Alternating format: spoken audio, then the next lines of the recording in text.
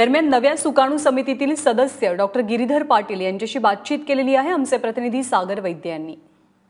शेतकऱ्यांच्या संपाचं नेतृत्व आता नव्या हातांमध्ये जात आहे।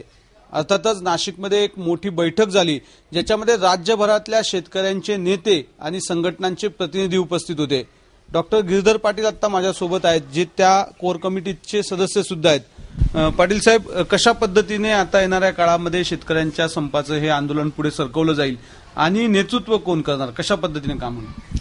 नाशिकमध्ये काल जी बैठक झाली ती मुख्यत्वे हे आंदोलन पुढे नेण्याच्या दृष्टीने कोण नवीन लोक असतील, कोण सुकाणू समिती असेल याच्याबद्दल विचार झाला आणि या बैठकीमध्ये शेतकरी संघटना नंतर शेतकऱ्यांमध्ये काम करणारे इतर लोक यांची एक यादी तयार करण्यात आली आणि सुकाणू समितीच्या नावाने हे आंदोलन पुढे जाईल असं ठरवण्यात आलं।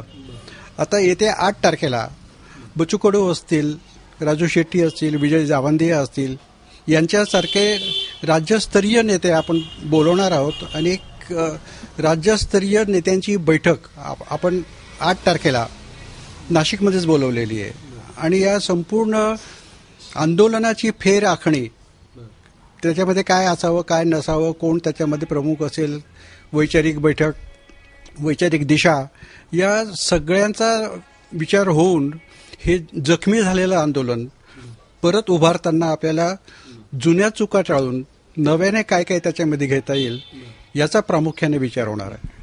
कोण कोण आहे आतापर्यंत जी नावं आलेली आहे त्याच्यात किती एकतर संख्या असेल या कोर कमिटीची आणि कोण कोण नाव आहेत काही सांगता?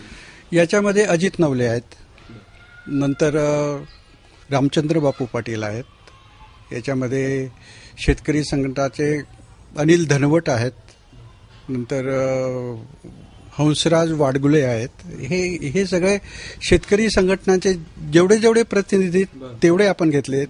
राजू देसलेंच्या संघटनेचं नाव अजून यायचं आहे, तर बऱ्याच लोकांची नावं आपण त्याच्यामध्ये। संख्या होईल ही अंदाजे?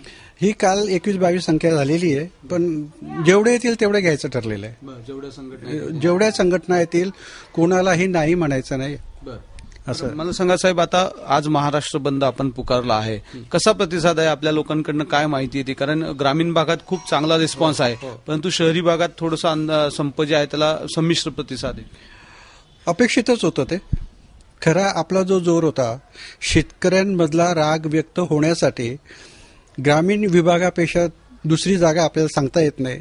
शहरामध्ये शेतकऱ्यांचं प्राबल्य नसतं, शहरवासियांच्या प्राथमिकता, प्राधान्य, गरजा या सगळ्या वेगळ्या असतात आणि शेतकऱ्यांचा राग व्यक्त व्हायला गाव पातळीवरती काय काय चाललंय आणि ते मला वाटतं आता सकाळपासून जे फोन येत आहेत सगळ्या गावांमध्ये चांगल्या प्रकारे बंद आहे आणि एकंदरीत परिस्थिती अशी आहे की त्याला आपल्याला काही पुरावा न देता शेतकऱ्यांच्या मनामध्ये प्रचंड खतखत आणि नाराजी हे आपल्याला सांगता येईल। आपण बघू शकतो डॉक्टर गिरीधर पाटील होते, त्यांनी फार महत्वाच्या गोष्टी सांगितल्या आहे। खरं तर हे संपूर्ण शेतकरी आंदोलन जे आहे ते राजकीय पक्षांनी हायजॅक करायचा प्रयत्न केला होता, म्हणून मध्यंतरी या आंदोलनाला हिंसात्मक रूप आलं।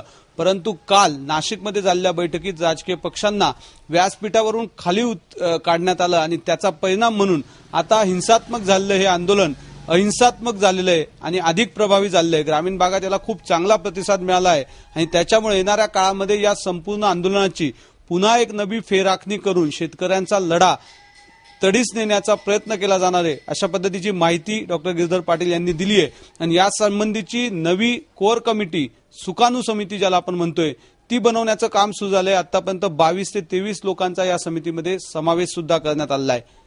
कॅमेरामन किरण कटारेसह सागर वैद्य, एबीपी माझा, नाशिक।